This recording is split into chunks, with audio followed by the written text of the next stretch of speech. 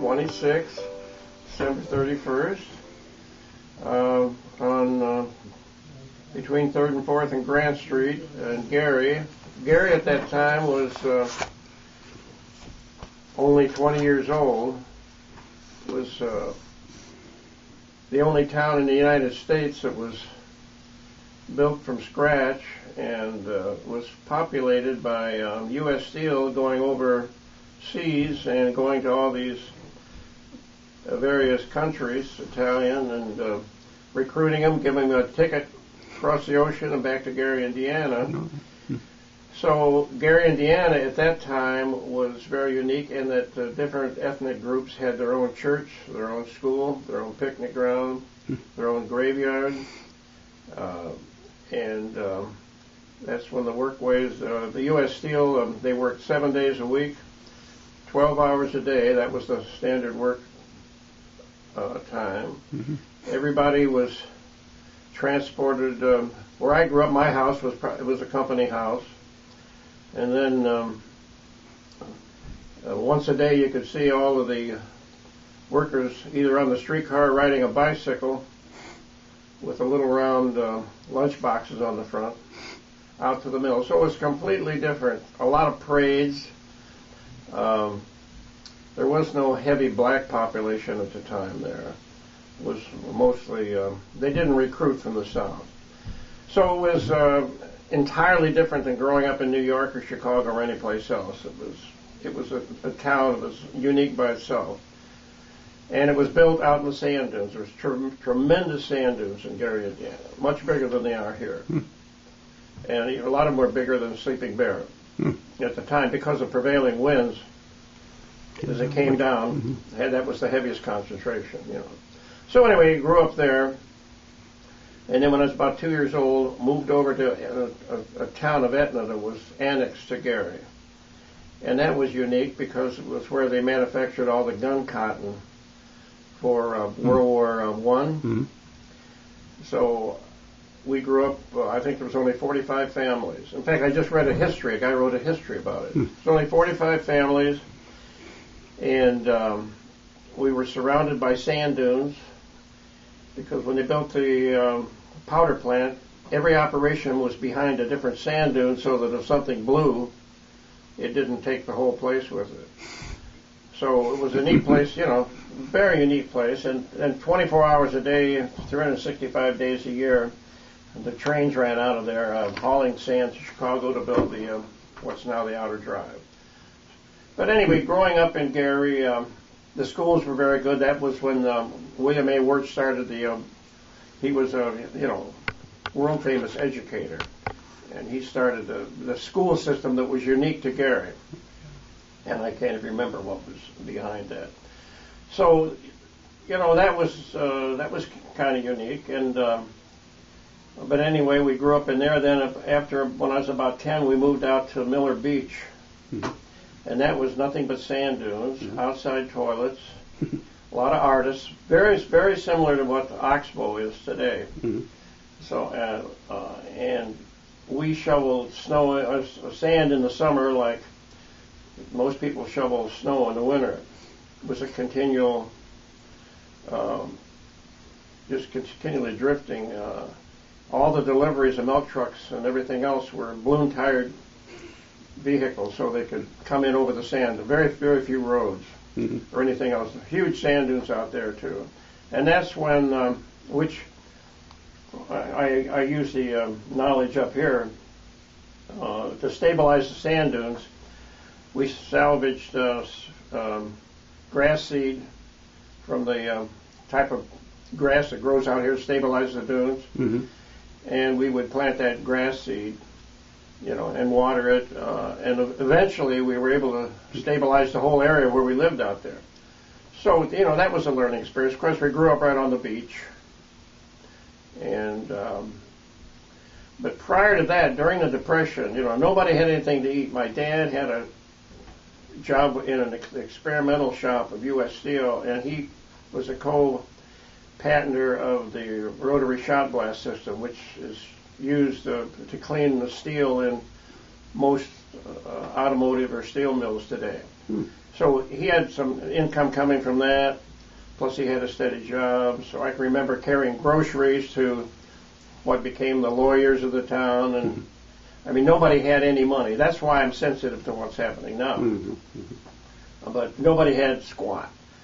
But then he, to make supplement, I remember the income, he spun copper, made copper pots and different things for Marshall Fields in Chicago.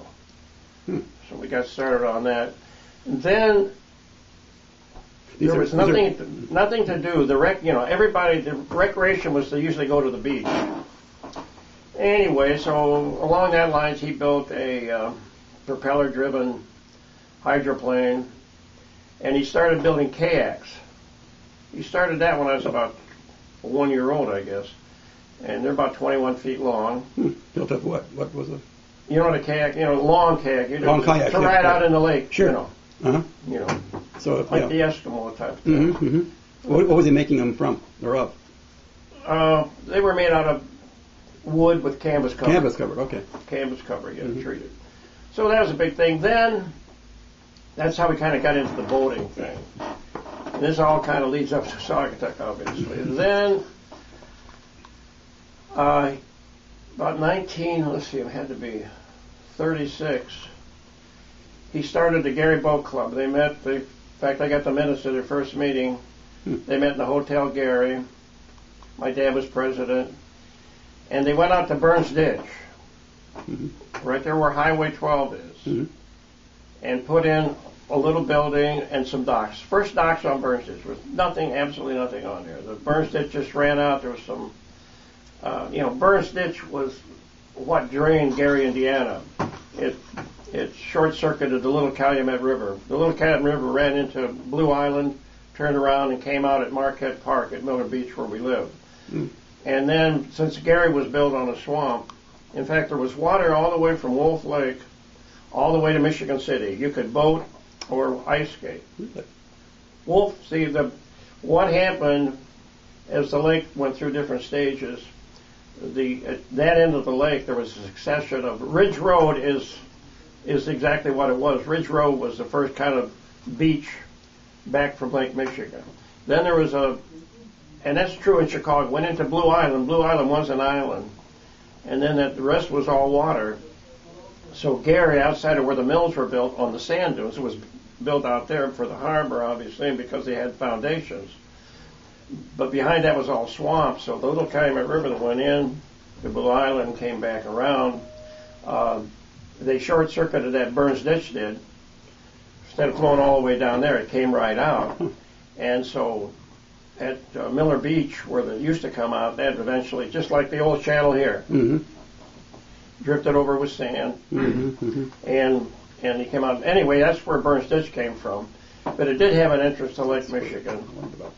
So the Gary Boat Club was formed, and nobody had anything to do. They got the material for free from the steel mill. Steel mill backed it. They backed anything that was. And all the executives in the steel mill belonged, all the mayors. That's how I learned. I bought my first sailboat from the mayor of Gary, and he taught me how to sail. So that was, people didn't have anything else to do. So there was a party in fact, there's a picture of Burns Ditch right up there. If you look across the dune across there, that's where Midwest Steel is right now. Over there. Right there. And in fact, a little further down there, the Chicago Symphony had their summer camp. Really? And they would, a lot of them belonged to the boat club there. But anyway, it was really, in fact, the guys from the symphony would come over at the yacht club on a Sunday and play some concerts. So it was really slick. Yeah. But anyway, the boat club was started up on Highway 12, and then they moved down to the lakefront down here and leased that land from National Steel. Is that it? Right there. Yep. And then further up the river, you see this picture here? Yeah. Okay, we built a boat service building. I mean, a boat yard there, and that hoist would haul them up over the side of that hill, and up there, see the shed, you can see it in the background there. Now that's all I have manufacturing buildings up there now. It's all taken. And right across just up here a little bit is where that new marina's built on Burns Ditch. The new fancy one with the condos and everything. But anyway, back in '36, when they started the boat club, that was the recreation, but was fun place to be. But then the war came along. But before, where I got involved in that, spent a lot of time at the boat club. I learned to sail, and by the way, that was all built with volunteer labor. Everything. Even when us kids worked out there, we never got paid. Putting in piling and that. And that's what I told our boat club here. It's a lot more fun if you get involved in actually maintaining and keeping it. We have a better place, and you're going to enjoy more being there. But anyway, at some point, we could see the war coming, and I was in high school. A lot of the guys, I don't know how they got in, but my freshman class, some of them somehow got to be gunners in the Air Force, and they were dead by the time. They never made it to what would have been their next year in high school. Quite a few. And I didn't see that for a future for me, so I heard of a special program the Navy had. They developed radar, but they didn't have anybody to service it. So a lot of it never worked, which is no good if it doesn't work. So they had a special program. You had to go to night school, which I did in Gary. Actually, this is where the Saugatuck connection begins. We would be talking about boat club was started in '36.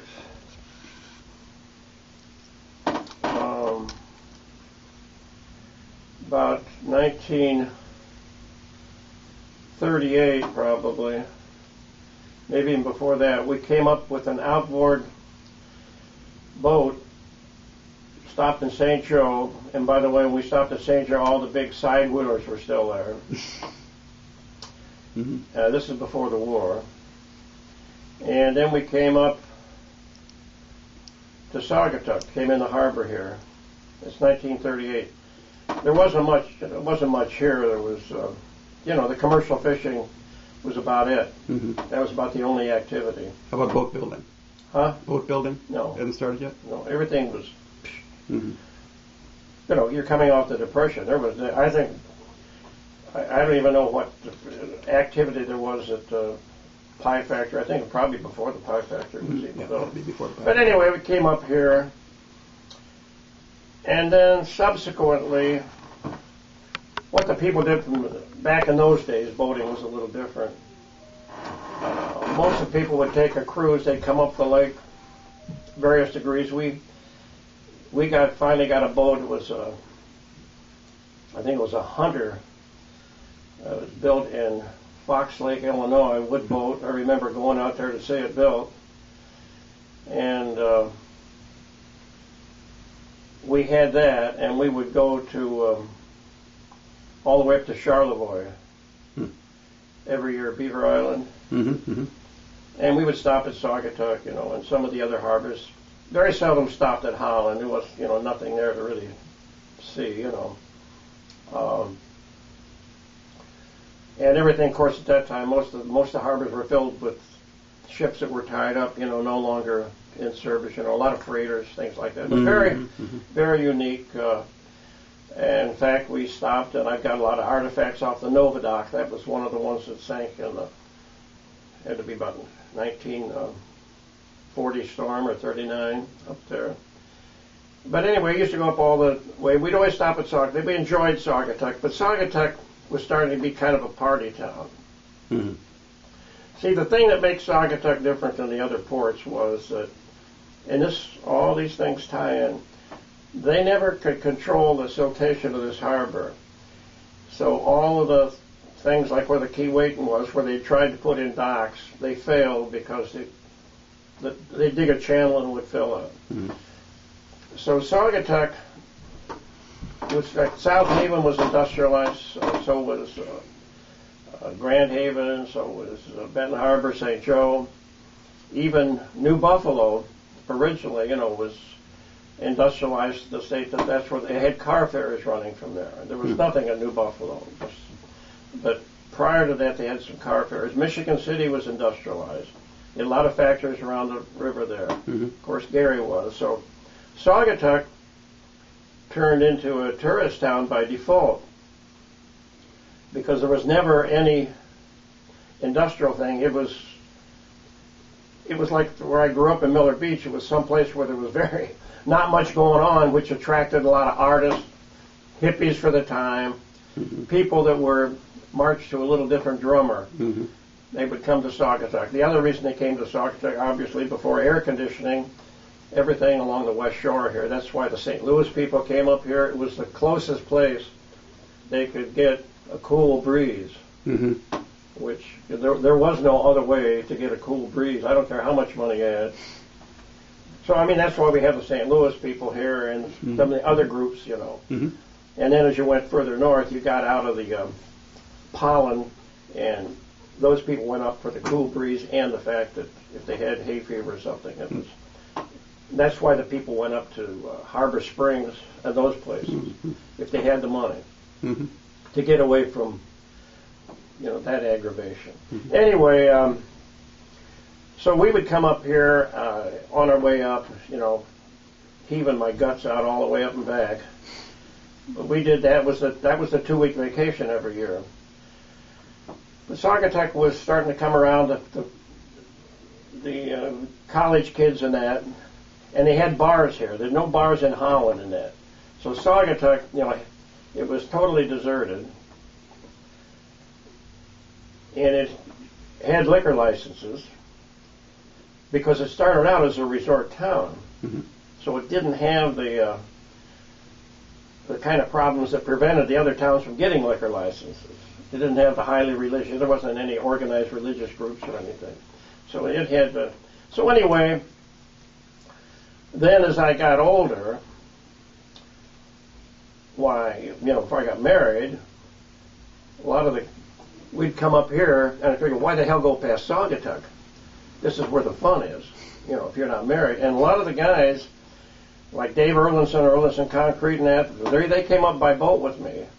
And they said a lot of people from Gary came up here because they came up by boat, either with us or came up as visitors or whatever. Anyway, back to the timeline. Seeing the war come on, when the war broke out, I was, still going through this study thing. And, that's where, you mentioned music there. I got, in the band, Gary used to have praise up and down Broadway all the time, Prayed for this, prayed for that. March of Dimes, prayed, all those kind of things, which they don't do anymore. You played a number of instruments yourself back in that period? Well, I just played the clarinet. That was clarinet, okay. In the band? The marching band, and that was fun. We had an exceptionally good teacher that motivated, went beyond the music. She motivated, made sure everybody learned how to dance, and they went to the proms and did all this other stuff. But then, of course, about that time in school, a lot of the men teachers went to the war, So that was a completely different situation. But anyway, I went through this course and finally, passed it. In fact, I was a seaman first while I was still in high school. They had a weird way of doing it. And then we went through Great Lakes in about 2 weeks. Every 8th company was college kids or guys that qualified. That's how hard up they were for this technicians to repair radar, And then we went to Wright Junior College in Chicago, and Navy Pier back to Great Lakes, and I ended up at Treasure Island. And it was one of those deals where you had a test every week. If you flunked any test, boom, your ass is out of there, So it was very accelerated. And then I ended up teaching electronics out on Treasure Island. Now that was my Navy career. Anyway, when I got back Then I went to Purdue. Was going to Purdue because I got, I think, almost 2 years of credit in electrical engineering out of my Navy. I mean, like, Purdue knew what the course was, and which is pretty good. 2 years of college. I went 4 years, but I never graduated, and it's another story. I left my senior year after I talked to the dean.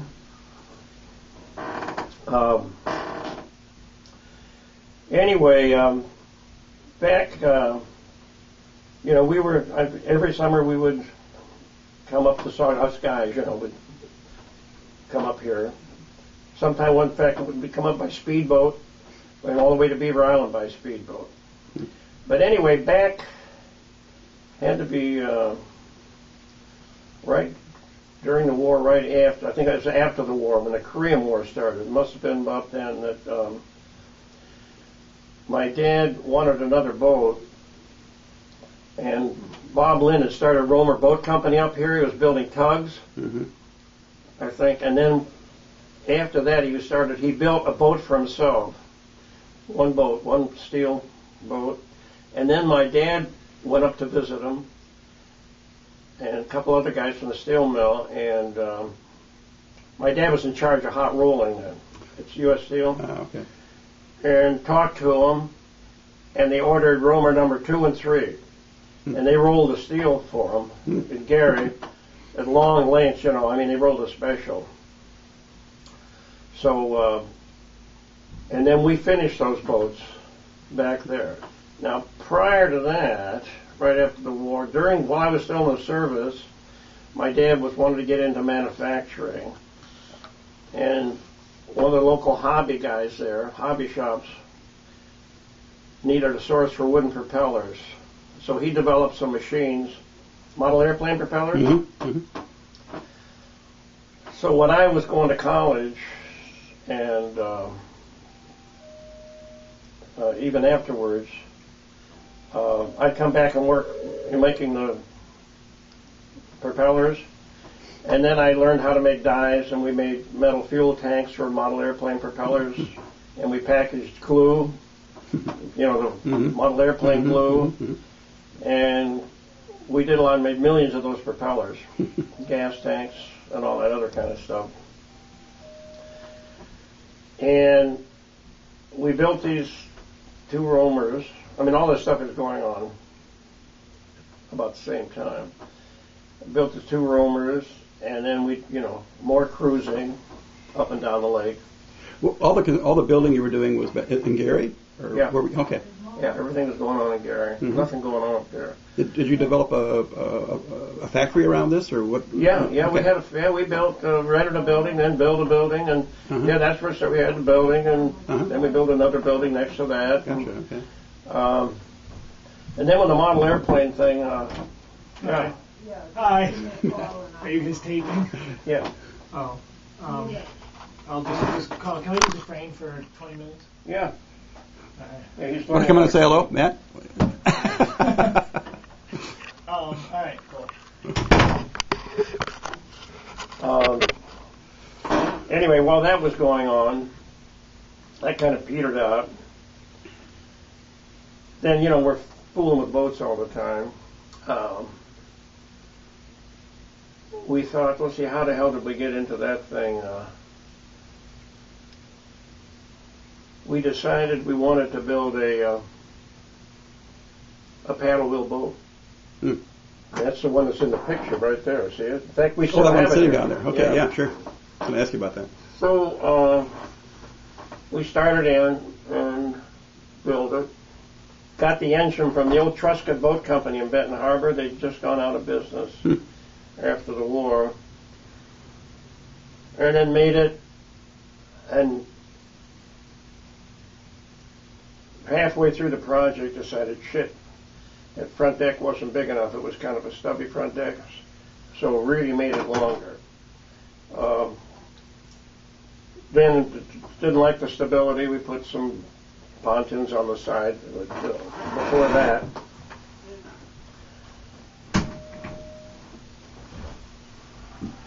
Of course, I've got a ton of pictures of those things. Oh, that's that. We still have that. It still runs good. Is that the one that's, you still have that? Yeah. Is that the one you run up and down to New Richmond and stuff? Yeah. Okay, yeah. Yeah, so anyway, we built that. And then we also had a couple other businesses. We were the first ones. We were packaging Scotch-Light letters and selling them to the automotive industry. Uh-huh. Did that. We made, during the Korean War, we made airplane canopies or machined them for Corsair aircraft. Oh, okay. Wingtip light covers. Uh-huh. Those plexiglass, or the ones, or, Yeah, you know, the yellow sliding ones, yeah. Yeah. You know, doing anything to, I don't know, try a little bit of this, a little bit of that, and a lot of subcontracting at the time. So anyway, we built this River Queen, and then everybody had so much fun on it because the big front deck, you could put a lot of people on there. It was quiet. We'd run up and down the lake there, Gary, a lot of party, Mm-hmm. It was just great. You come up to the beach. We had it out at the Gary Boat Club. Anyway, the whole idea of how well that worked out, then we said, what the hell, we'll, with the encouragement of some other people, build one with an outboard. Same kind of thing, just house with a toilet and, sink, couple bunks, but a big front deck. Mm-hmm.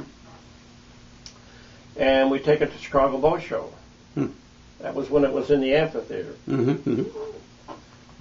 Down Indiana. but anyway, by the stockyards there. By stockyards, Yeah. Ashland Avenue, yeah. Mm-hmm. Yeah. Anyway, so I remember one of the first guys we had was Burl Ives. He had one. Everybody really liked the idea of the space and the stability. In fact, we were the first one to bring out a stock houseboat. There have been houseboats, for 1,000 years probably, But all custom. But this, they were just, floating barges with a houseboat. Mm-hmm. Now, we were the first one. And then we kind of, developed them from then. But we used to go to we started out the New York Boat Show, Chicago, Detroit, St. Louis, Minneapolis, St. Paul, Miami, San Francisco. And we slowly developed the idea up to the point, we were building those 40-footers like we have here. Mm-hmm. But that's a whole another. Anyway, when we, probably 2 or 3 years into it, decided, houseboat rentals would be a good thing. So since we came up to Saugatuck every year, we decided, hell, the other towns between Gary and here really didn't, like Benton Harbor and that, there really wasn't kind of a neat place people would like to go to stay on a boat. And from here you could run up to Holland, and you had the beaches out here. Mm-hmm. And between Gary and here, there isn't any place that lends itself too much to that. They were commercial, they were crappy places, and not really very nice. So we came and bought the property next to the yacht service, a couple doors down, house there, and put out a 100-foot dock and had 4 32-foot houseboats. Now, we serviced them, launched them over at Saugatuck Marine. That's where I first met Jim Boyce and Harold Johnson. They worked there as mechanics. And I would come up every weekend and clean them and, get them ready. And, of course, we used to get a half page of New York Times every year because what we were doing was unique. Half page every year. And we got a lot of other, and as we got going, we sold at least 3 boats to Earl Stanley Gardner, and he wrote 3 books. There's 3 books. With the whole thing was the River Queen. River Queen was in that. It's something on the Delta and 2 or 3 other ones. So we met a lot of people. But anyway, back to the Saugatuck thing. I mean, there's a lot going on all this thing. Continually, other things going on. Like you asked about the music, when I was in school down at Purdue, I had my fraternity brother, who was all the guys were ex-B-17 pilots. Average age when I first went to Purdue was about 26 years old. They were Yeah. all guys that were pulled out of college. And most of them were, very intelligent, which means they ended up piloting the B-17, unfortunately. And he was playing in a band. He said, Jesus, he told me how much he spent. I said, shit. I said, I played the clarinet. What, if you need anybody? He says, we need a baritone sax guy. So I said, shit. I went back and bought a baritone sax. Kind of think it was a big band thing, about a 22-piece band. It was a lot of fun. We played in the ballroom down at Purdue, big dances. But we would fill in. They'd have like, something big names, like Benny Goodman or something playing. Then when they'd take a break, we would fill in. But the guys were all, most of them older than me. When I went in the service, I was, I think, 15 or something like that, 16. Because of this program, they made a lot of exceptions, So they recruited you out of high school then? Huh? They recruited you out of high school? Oh, yeah. Well, they started the program. Oh, definitely, yeah. You do, that's where the night school and everything came in. Oh, yeah. But to qualify, But anyway, so I got involved in that, playing in the band, and then as I got out of college, they had bands around Gary, and I got one of those, and we did that for years, weddings and crap like that. What was your major at Purdue? Mechanical engineering, okay. Well, I had the electrical background, so. Yeah, right. Yeah, so mechanical kind of complemented your electrical. No, it was fun. I had, like I say, I enjoyed the sociology classes and other college. I had never we didn't have a chemistry class in high school, so when I went down there, it was, balls to the wall, learning chemistry, from scratch. I didn't have any background. But and I studied hard. That's before I started getting in the band and started drinking beer. That due in your senior year. Because I used to study. I used to study lunch, 8 hours a day. What was the thing with the dean when you went to see the dean in your senior year? Well, we got in this propeller business and then started getting some of these other businesses. I said, hey, I'm getting bored here. I really am. Don't need this. I think he said, well, yeah, if you feel like going, go.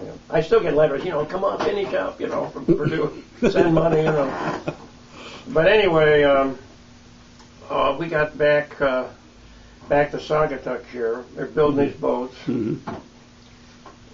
and we kept adding facilities down there, which are still there, by the way. And we built 4 boats up here. Bought the bought the property there, where it's a residence, Put the dock out. Then my dad said, well, he's going to retire. He was going to plan on moving up here to the house we bought. And so we didn't want the rental thing right out front. So then there was all vacant property over there. The Saugatuck Gas Service wasn't there. Now that was for sale, but we didn't like that. No, I think we did buy the property from where Saugatuck Yacht is, so we can move the houseboats over there. And then I looked. Right next to it was a swamp. I mean a real swamp, a real nasty piece of property, but it had the creek going through it. And I said, I said, boy, Dad, I can see all kind of things we could do with that. So we went down and switched the sale from where the yacht service was to where the mill is now. Ah, okay. And then for a while we took the 100-foot dock and put it along the shore with a little path going to it down where the basin is now. But that was just along the shoreline. There was nothing else. It was, when I say swamp, there was trees, that far apart, that whole thing. So anyway, we did that for a while, and that's when we started doing, like I say, good business with Saugatuck Marine. I never knew Mr. Dennison at the time. Then the houseboat thing is going better all the time. We're making boats. And then Saugatuck, then Harold and those guys bought the property. They had 2 other backers and built they bought the property where Saugatuck Yacht Service is now. Then they needed extra dock space, so we built the basin there on the property we had, Mm-hmm. and rented it to them. Did for years. Mm-hmm. We put in we dug it out, put in the bulkheading, and they put in the docks and rented them out. Oh. Because prior to that, the boating industry in Saugatuck, it wasn't much transient boating. What it was Frank Dennison focused on repairing wooden boats. Now, they wouldn't be here in the summer. They would probably 95% would come over from Chicago in the fall. Mm-hmm. And a lot of the people who worked for Frank and that, they would spend a lot of the time in the fall bringing boats over here. And they would come in, and Frank and them his people would meet with them and see how many planks they wanted to put in. And, there was a lot of work on those wood boats. Mm-hmm. Mm-hmm. But that business, there wasn't anybody around here that could afford one of those boats or to maintain it. Mm-hmm. So all that business came across from Chicago. So there wasn't any other really dockage facilities. He had some docks there, but in front of the Butler and that, you tied up to a tree. There was no docks. And there's a good reason for that, too. If you look at the old pictures, you don't see many docks on because the construction techniques at the time couldn't resist the moving ice. Mm-hmm. Over here, the water was only about 6 inches deep on this side of the lake. So there was nothing over here. Uh-huh. But over on that side, there wasn't much of anything. But anyway, back to our little project. We built that inner mill, inner harbor. Then we're making the boats. And we're looking around now. You got to remember that at that time, you could probably have bought everything in downtown Saugatuck for $10,000. I mean, practically everything. And Douglas was even worse shape. Mm-hmm. So we looked around and we bought a piece of property over here. There was a big building. A guy started the hotel, the Harding Hotel. Mm-hmm. Harding from Chicago. Mm-hmm. Big long building, 300 feet long up there. And he had a road laid out. And then he died, and a guy named Ted Parrish bought his property. And it had it laid out with a 1,000-foot pier sticking out of the lake, one pier. He was trying to get a permit for a 1,000-foot pier. Well, the Corps of Engineers said a 1,000-foot pier. This is before we owned it. The hell, it's almost across the lake. And the reason he had a 1,000-foot pier was it was so shallow over here, which we still. This goes back to the siltation of the lake, what had happened. Mm-hmm. And of course, the red dock had all deteriorated. There was nothing there at that time, except some old piling. Anyway, so the Corps of Engineers, that was before the DEQ did the permits. And by the way, that's what they're going back to now. The governor is saying, let the Corps do the wetlands. Yeah, right. But anyway, they said, we'll give you a permit for 3 600-foot piers. So he had that permit. When we eventually bought the property from him, that permit came with it. Okay.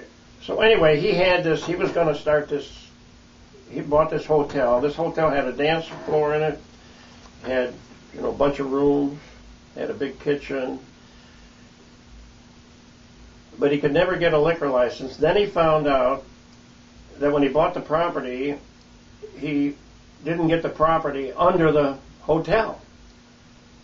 And he spent the rest of his life and the rest of his fortune suing, trying to get that straightened out. And when he ran out of money, and we were come up here looking for some property, that's when we bought this shoreline here. Mm-hmm. Okay. So anyway, we got this shoreline here, because the reason then we got over here in that building, we started, we're running out of space in Gary. We'll manufacture one of the lines of boats up here. I think it was our 38-footers. Mm-hmm. And so we started manufacturing. We welded here, and then we subcontracted Harrington Construction was building hulls for us too. Hmm. And everybody, when we started manufacturing up here, Gulf and Western had left town. That was just an empty factory over there. Wasn't nothing going. Everybody in town worked for us, for River Queen. Most of the guys around here, you'll find that they or their father or their grandfather worked for River Queen. Mm-hmm.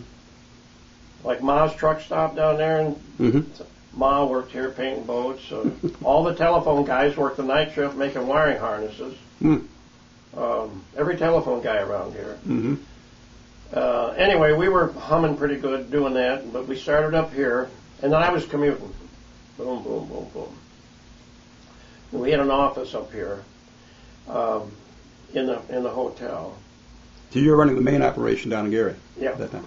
Mm-hmm. So it was, back and forth. And then you got to remember everything for sale. These things are not directly connected, but then as we phased out of wood and developed a technique to build our cabins out of metal, and we started and then developing fiberglass components ourselves, like from metal roofs to fiberglass, and we bought where Hanson Machine was. That was empty.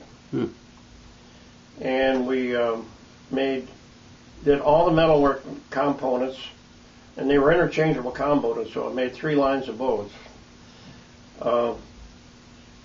And then we would make the fiberglass parts, and we would bring hulls up here that we made down there sometimes, and then we would trucks would take back metal parts and other things. So we had that cooking, so we had the plant there going. And then we put this hoist in here. We were putting boats to deliver boats. People didn't want to buy them and launch them, and we did our testing because there was no place in Gary to do that. We did it for a while up there in that facility, but that really wasn't sufficient. And then about that time, you got our Midwest Steel came in, and they canceled the lease with the Gary Boat Club. And they canceled our lease, but they were nice enough. They gave the Gary Boat Club $40,000, which was a lot of dough. And they gave us $10,000. Now, the $40,000 was spent. My dad and the rest of the guys went up to New Buffalo and bought all the property from the breakwater. If you notice, it's still vacant, and turned into the Lake Michigan Yacht Club from the Gary Boat Club. Very valuable property. There was nothing else there. Just Oselka started a little canal back there. But a lot of the guys from the Gary Boat Club, was what built the New Buffalo Boat Club. And those guys eventually, when they outgrew New Buffalo, came up here and started where Max and Bud have the little yacht club by the bridge. So that's how that transition. All those guys started out at the Gary Boat Club, New Buffalo, and then up to here. But anyway, we were getting into this manufacturing thing, and kept developing new models, and then we thought we'd get into aluminum. And so we had a guy in Florida, the marine architect, who also did the sailboats for us too. That's how I met Slickers. I mean, these are all connected. And Frank Dennison at the same time was looking into switching from wood to, now he had started the marine up here, and he actually built one steel boat up here.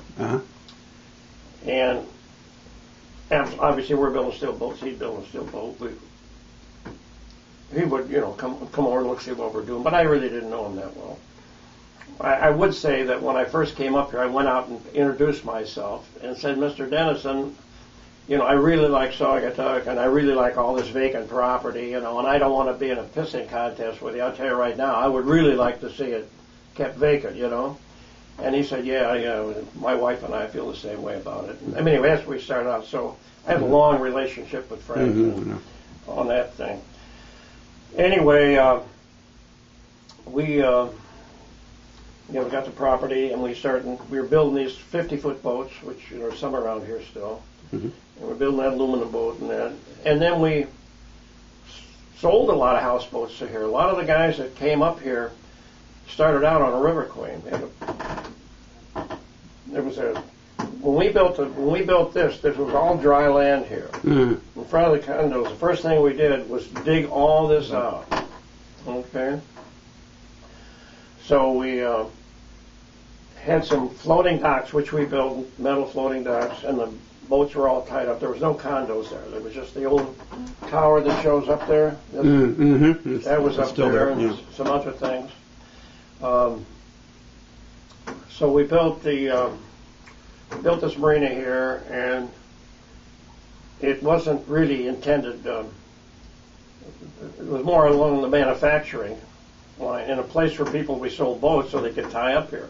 A lot of people like Saugatuck, you know, as an alternative to, because of the shops. And this is when things started to kind of come back a little bit. So we got this. Of course, we're doing a lot of other things simultaneous with all these things. That wasn't the only thing we were doing, but we were manufacturing these boats up here. Got that going good. And that was about the time before we had one of the many recessions that conglomerates were a big thing, you know, merchant companies. So I got an offer. They were looking for a boat company, U.S. Industries. So I was having more fun with the marina and some other things that manufacturing is a very intensive thing, you know. So anyway, the guy said, well, you talk to them, they'll talk to you, and if he gives you a handshake after the end of your conversation, it's a done deal. So anyway, the guy I took him out on a boat ride and stuff, and he looked at the factory. Of course, I knew they were coming and had everything all cleaned up nice, you know. And we were humming along pretty good then. And so I get the old handshake, you know, and that was all there was to it. Then the lawyers came in, got the papers ready, boom, and we're out of it. And then I got paid to be president, and then we had the recession. I said, look, we're going to have to, sales are going to be shit. We better spend the time developing new models. Same thing the car company, better be ready for the next move. No. If you can't do it, we'll get somebody else. I said, well, I don't care who you get, you know, that's the way it is, you know. Well, fine, we'll get somebody else. I was still on the payroll. I said, I don't, you know, then fine, you know. I had a contract with them. In fact, I made $1.2 million of bonus the first year, which was good. Then I blew it in the stock market. We've got to remember that the timing wasn't so great, and the financial advisors are the same kind of advisors we got today, creating the same problems back then to create it then. So I was blowing $50,000 a day, you know, right out the window. Anyway, and they brought some new people in, and it went down the toilet in about 1 year. And that was the end of River Queen, you know. But anyway, we're manufacturing this aluminum boat, which is still around. It's a nice boat, beautiful. It had the exterior designed by some automotive designers in Detroit. It was, you know, first class. And about that time, when I was with U.S. Industries, I had a deal with Century Boat Company to come down here and build a plant right next to where Hanson Machine Works is, which is still vacant property. Back, I think, where that construction company is now. Where the Visitors Convention Bureau is right in there. And then the Lakeshore people made such a fuss. You know, they bitched, you know, about it. There'd be the smell, which was untrue, but anyway, so that never went anyplace. And then I kind of got out of that, you know, concentrated on the marina here. And then, as we're expanding the marina, about the time we got the marina, then I was hot, you know, on these steamboat things, and I looking through the book, and I found out about the Keewatin and found out it was still there, and made the guy an offer, you know, the broker, you know, and then we went through all the museum stuff, because I always liked the museum kind of thing, you know, same kind of, probably the same reason you do. Anyway, we brought the Keewatin down here, which was quite a project, you can remember. That was, by the way, just before the Keewatin, it was the first time in many years that they dredged the channel 16 feet deep all the way up. And haven't done it since. Haven't done it since. So that was just shit luck. And we brought, it was used to be set right here at the center dock. So we had that going, and then had some guy said, well, some captain here said, Bo, you ought to get in the dinner cruise business. I'd run the boat or something. So we went out to New London, Connecticut, and we got what's the city of Douglas was a fishing boat, but it was licensed, And about the same time, I'm working with, I had a lot of contacts, and I lined up, I had an act of Congress done to get the submarine that they were getting out of Chicago, the Runner, the Guppy-class submarine. Oh, yeah. Beautiful, practically brand new. It wasn't like the Silver Side, which was an old, which had sunk at the dock there. And I got them to restore all the electronics on it and everything. And that right about then came the Vietnam War. My brother's over there, and Christ, everybody in town protested bringing a war machine in, even though it would have been a dynamite tourist attraction, because there was only 2 submarines left that had the automatic fire control. Go ahead. Marina developed here, We had to keep waiting, and had the ship store there, and we were running a museum. And then we got into the dinner cruise thing and brought the boat back here. And I was telling you about the submarine which we had, which is unfortunate because there's only one other fire control submarine in the world that has that fire control equipment was developed towards the end of the war, where you turn the handles on the periscope and everything would automatically set up in the torpedo room. All the little buttons would take, which was it would have made a tremendous tourist attraction. But that's important for some things I'll say later on. But anyway, we got the dinner cruise business, then we were having problems with catering. So the Terra was empty up there, so I bought it. Figured, hell, we'll cook our own food. And, as we got into the restaurant business. And we ran that for 15 years. Really? I didn't know we had that. We did a lot of weddings, dinner theater, and a whole bit. But that's a very hard thing. You got to remember, we had, 1982, and I don't remember it being that bad, but they say that what we got now is almost as bad as 82, So I do know it was tough. So, it's as bad as 82. But I didn't realize, they didn't make such a big deal out of the recession then as they are now. It wasn't so politicized, But anyway, we got this property down here.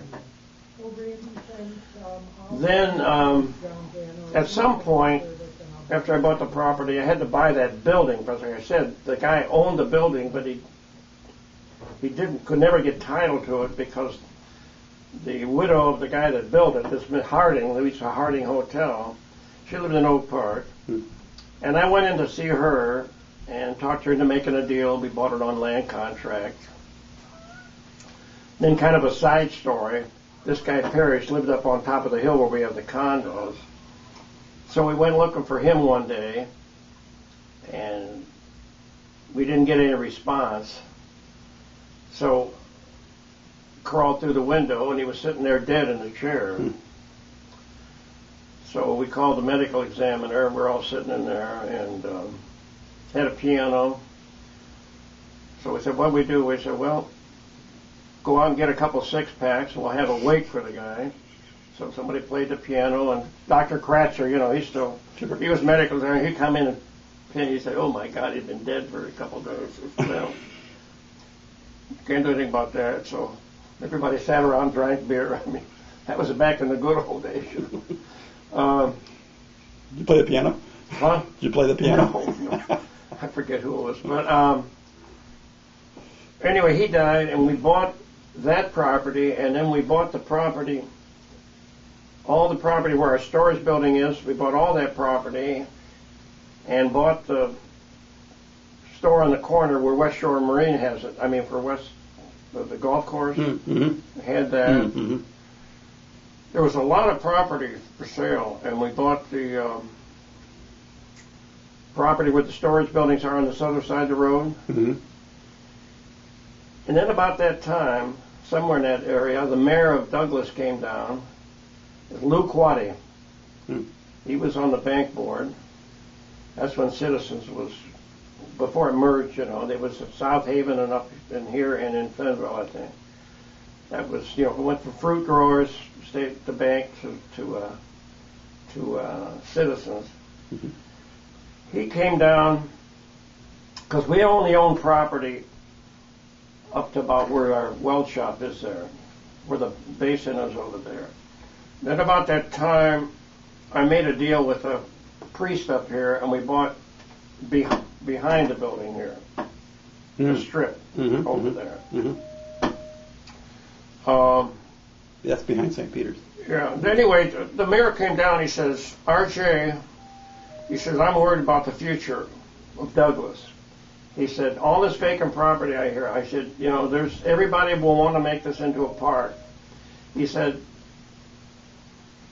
"You know, the economy of Douglas is eventually going to depend on having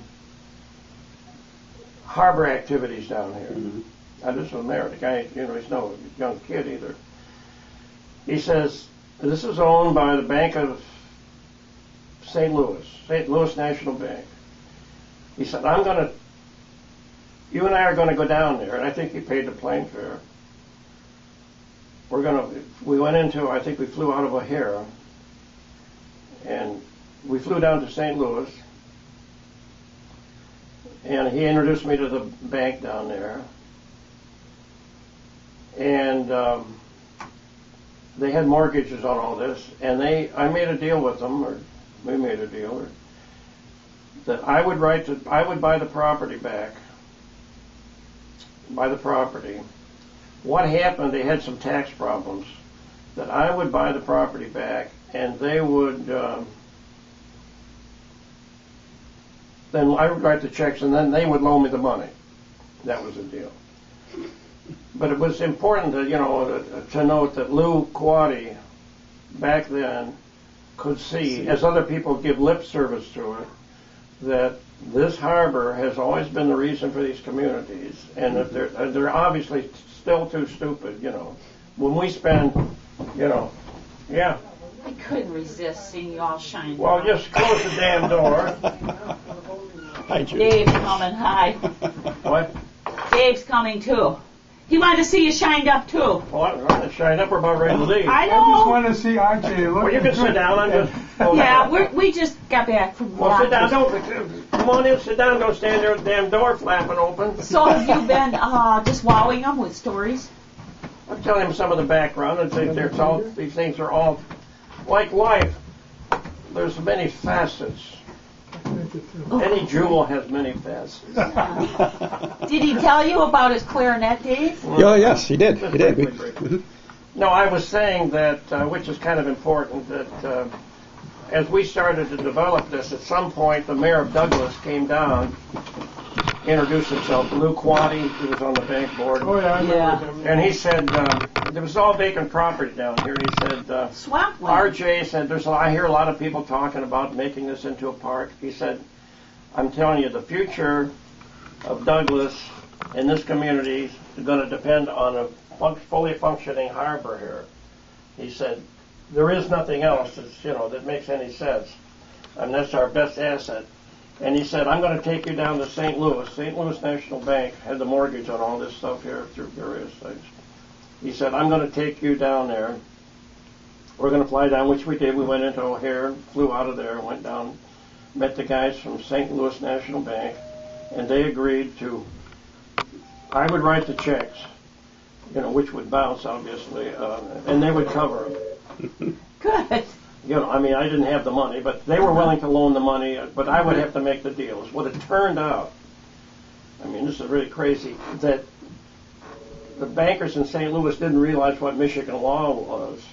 And as a result, due to a lot of the property had already been sold off to tax sales. So I had to go redeem all that property. In fact, the property, half of the property between here and the Keyway went for $500. To whom? Black Hawk Company. That was an outfit that goes to all these Oh.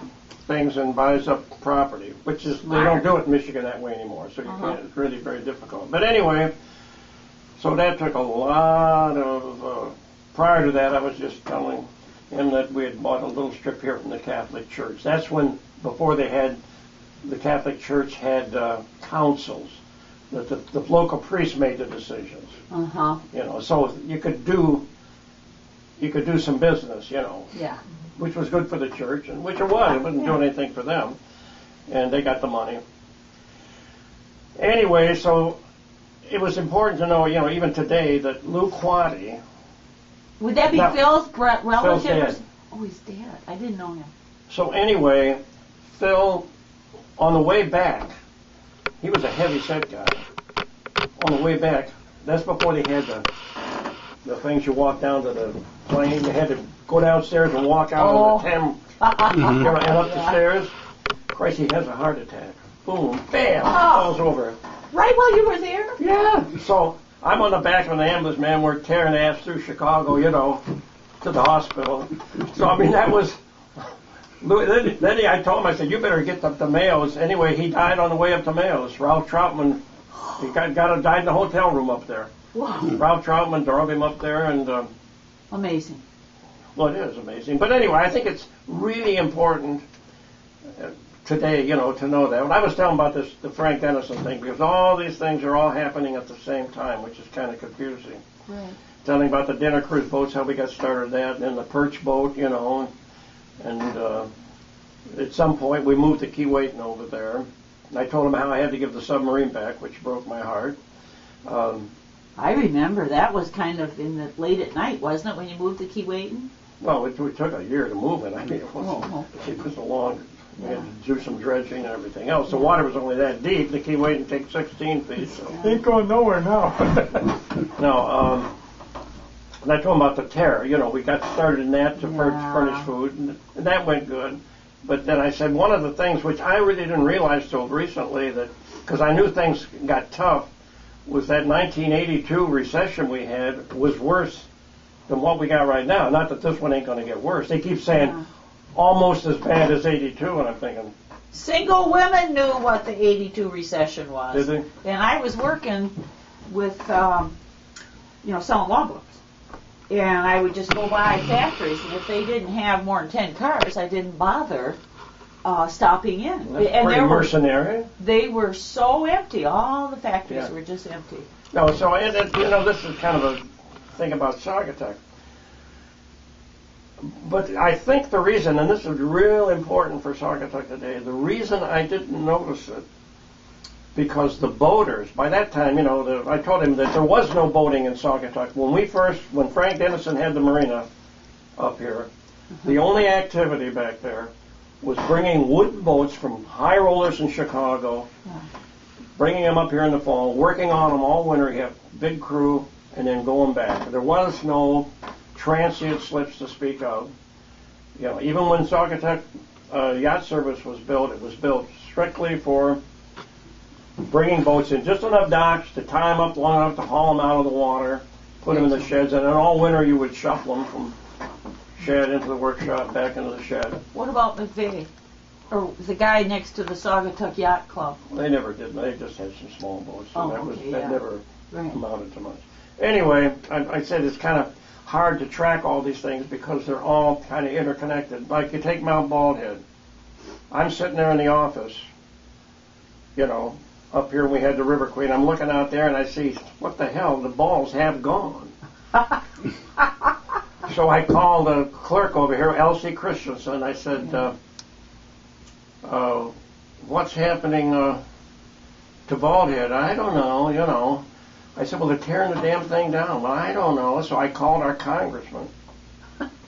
I said, why are they taking down? I said, that's our, landmark for the goddamn community, Well, I'll give you a number, Corps of Engineers, someplace out in Idaho or some goddamn, or Boulder, Colorado.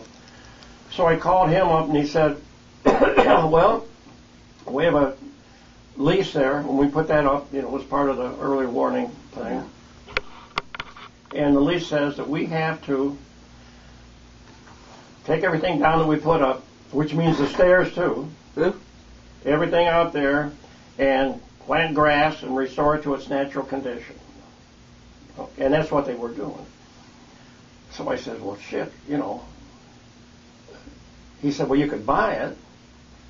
I said, well, how much did it make an offer? I said, $100. He said, that's a little light. I said, $250. Sold. So I get back here, I run up to Baldhead, and I say, hey, knock it off. That's my ball you got there. I didn't say anything. And they said, you know, bullshit. I said, well, you better go down and check. Shit, they checked. They found out. I said, no, wait a minute. You ain't just going to put this thing back together. I got the manual, you know. All those joints got to be caulked.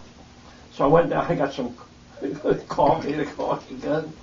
And they had a scaffold around that thing, you know, obviously to putting that ball back together. So, but there's no lightning rod on it today because they'd already, in the process, they'd already taken the lightning rod off and had the copper. They're scrapping. They'd have probably already got their money for the copper on that. Oh, sure. So there was never a lightning rod on there.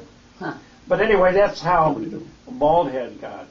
And by the way, for River Queen Boat Works, for at least 8 or 10 years, repaired all the steps, kept them maintained. At some point, Dick Hoffman had put a star on Baldhead, but not on the tower. They just had it sitting up on the dune there. There wasn't as many trees so you could see it. And that had all rotten away. So we built a new star and put it up on the tower. But that's how that got there. When did you sell it to the city then, or do you still own it? No, the city owned the property. I just said, here. Oh, okay. Here's a gift. You know, I mean, what could I do? I mean, I couldn't own it, you know. Yeah. But they didn't. And then we operated it too. We had, you know, had learned that in the service, and you know, I had some other guys, and we replaced a bunch of tubes and got it going. Really? Look at That's right. That was your field. Yeah. But anyway, So it was working then? Had it working again? we had to go where? Yeah, we had it cranked up. Yeah, it was in good shape. And then subsequent to that, we established a radio station up there for phone calls for boaters. Oh. And we had a relay station when we had the factory here in Gary, where we could talk to one another with handhelds back and forth, so we didn't have to phone back and forth. Or if we were driving back and forth, you could communicate with either tower. So we had that going. Anyway, about that time, we're dealing with that. The city of Saugatuck had a meeting to take bids on bulldoze and the pump house. So I went to that meeting, and Dr. Shorey asked me to go with him. He said, I want to make him an offer. I'll lease it for X number of dollars a year for 10 years with a renewal afterwards, and I'll fix it up rather than bulldoze it down. So they said okay, and Al Wiener worked on the roof, and we helped him tear out the cement. There was machinery, you know, foundations in there. And, I mean, that's what happened there, but they were going to tear the damn thing down. Right. Same thing they want to do to Baldhead now, you know, because, I don't know, they just can't, I don't know, see the possibilities of saving anything, maybe. Of course, now that's a very valuable, Right. you know, oh my God, do anything to the... Yeah. So anyway, that's how that thing got, how we got on that thing. But we did, we used to maintain that. And, Did you talk about the ferry boat already? no, we haven't got that. But when I first came to It's on the town, list. yeah, that's on the list there. We first Okay. came to town, you know, like everybody read about, saw the pictures of the ferry, said, what happened to the ferry? Well, the guys had the franchise, the business dropped off, and you got involved in some political thing. And for 2 or 3 years, there wasn't anything. Oh. After they got rid of the chain ferry, they just had a rowboat, which we still have stored. I told some of the guys that I've got it stored over there. Oh. So anyway, we went to the village, said, look, give us the franchise, we'll get it going again. So we started out, which I still have, with an aluminum boat, which was a lot easier to row than that. And we had, you know, I think we operated, as soon as we started operating, we designed and built the ferry boat that's in here now down in Gary, our factory down there. And then I got some books on gingerbread and stuff, and designed that work that's, around the decorative work around there. And so we hauled the boat up here, and anyway, we operated it for, I think, 25 years ourselves. So What year was that when you started or put the ferry in? Oh, Diane's got all that. We had a big dedication. Must have been in the early 70s? Yeah, and there was a stone bench down there, and the plaque was missing. There was a brass plaque, and we found out where that was and cemented that back in there. Yeah. And then we had to buy the property on this side because somebody else had bought the property where the ferry used to land. Uh-oh. That was owned by one of the realtors here. And that's when we bought the ferry store, because it kind of came along. It was 2 pieces of property, though. Did it originally run with a chain? Or was it? The original ferry did. But then they degenerated. They used the chain ferry. It was a pretty big machine. For just a couple people, they would use a rowboat. It was easier, I mean, that was a pretty big machine because it could haul cars, and did, That was obviously the original way. Then you got to go back in history a little bit. When they started shipping out of here, before they had steam tugs, they either put the piers out in the lake so the boats could come in, load, like Pier Cove or that, or like in Saugatuck, they would come right inside where Fishtown was, and then load there because, why come any further? They never came into Saugatuck to load because that would be such a trip. Yeah. Such a hassle. How the hell would you get there? You couldn't still bitch the sail up there. Right. You got a current going down, and there was no steam tugs. So anyway, that ferry was built in conjunction with Fishtown Trail, the way I understand it, which was a road. That is a 50-foot wide road, by the way. And you could, they took the wagons out there and loaded them right near the lake. So all they had to do was turn the boat around and boogie out, Yeah. Because anything else would be very difficult. And you got to remember, them boats sailed. Everybody had to eat. That's what we're getting back to today. If it was December, tough shit. You wanted to eat, make a living. You got on the boat and headed for Chicago, and hauling whatever you could, fish or whatever. But anyway, that was getting the ferry boat built. Of course, we got into the history of the ferry, but talking about the history, that's how that whole thing developed there, the original ferry. And you named then it we after... operated it, and we had, employed a ton of college kids. A lot of them are doctors today, that ran that ferry. And today it hauls, I think, over 10,000 people a year.